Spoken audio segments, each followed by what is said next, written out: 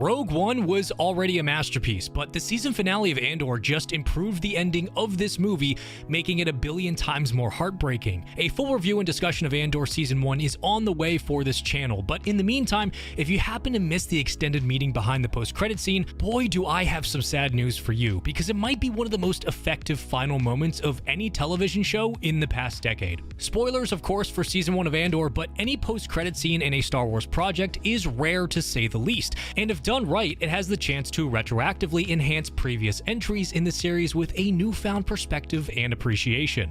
Who would have thought that the already doom-filled story of Rogue One needed even more dread added into it, but that's exactly what happened when we finally got our look at what the Narkina 5 prison team was working on. Turns out our beloved Andor was assembling support clamps for the infamous composite super laser within the center dish of the Death Star, and as I'm sure you've remembered by now, this very weapon that's been used since A New Hope was the exact way Andor met his fate as he laid upon the Scarif beaches at the end of Rogue One. Joined alongside Jyn Erso, the Empire's military response was as swift as it was deadly, in large part thanks to Cassian's labor along with the rest of the prison system. Now, are we going to blame Andor solely for the final piece of the Death Star? Absolutely not, but what this post-credit scene attempted to do was reinforce a long-standing tradition within Star Wars that was first mentioned years ago by George Lucas.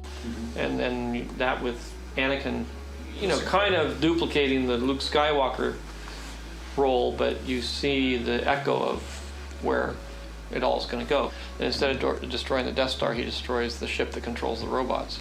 Again, it's like poetry, so if they rhyme, every stanza kind of rhymes with the last one. Hopefully it'll work. Star Wars has always had a way of highlighting the parallels and harmonies within the movies and TV shows it produces. This was a way of telling a more cyclical experience that extended beyond flashy lightsaber fights and pew-pew blaster moments. Much like how the original trilogy and prequel trilogy were stories about the failures of fatherhood, this newest series in the catalog has been a story about mothers, and a beautiful parallel at that. The flipped perspective actually widens the lore of the universe, and much like the themes of harmony that existed already, the added cherry on top was Cassian spending his prison sentence building the very weapon that would cause his death. This is part of the poetry of Star Wars that I can't stop thinking about. All of that time being a faceless cog in the machine of a brutal and oppressive empire, slaving away and watching his fellow inmates die to build an unknown component, only to never know what it was he was actually constructing, and likely no chance of ever having that closure. He likely had no idea the parts he made went directly into the laser itself, but that didn't matter. And now looking back upon his final moments in Rogue One,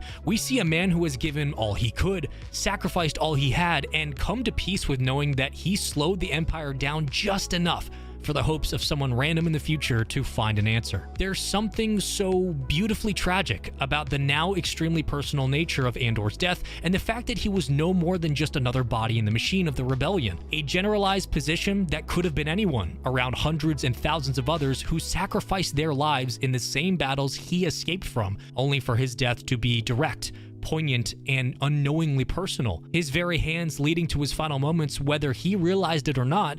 The beauty of this post-credit scene is what it retroactively did to Rogue One. It made a small story even more personal than it already was, and that degree of pain cannot be overlooked. Andor Season 1 was an outright masterpiece, and in the coming days I will be giving my full thoughts on all of the season, but this post-credit scene hit me like a ton of bricks when I eventually remembered Rogue One's ending, and I hope it did the same for you. Make sure you stay tuned for my full review of Andor, and as always, thanks for watching.